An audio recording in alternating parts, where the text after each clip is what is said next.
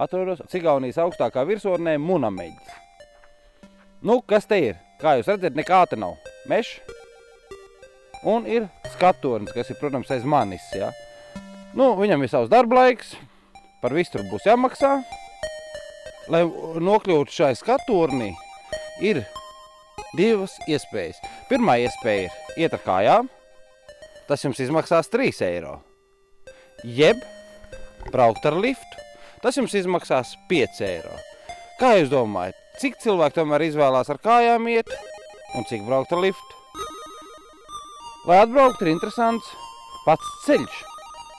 Piedzīvojumi pilns. Ziemas laikā Munameģī ir augsts. Vēl ko mēs redzam, kad ja Latvijā tagad ir plus 4 grādi un arī Igaunijā ir silts, tad, kur sākās Munameģa virsotne, te ir vēl ziema un ir sniegs. Tie, kas ir sapratuši, ka ziema beidzās un vēlas slēpot, dodaties uz Munameģi. Šeit vēl sniegs būs.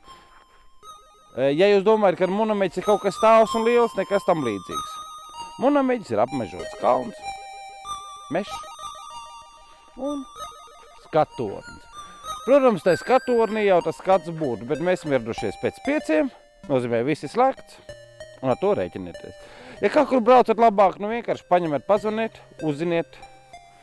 Ja kaut ko vēlaties spontāni darīt, pastaigāt vienmēr varēs. Speciāli jums no Munameģa 3D Latvijā.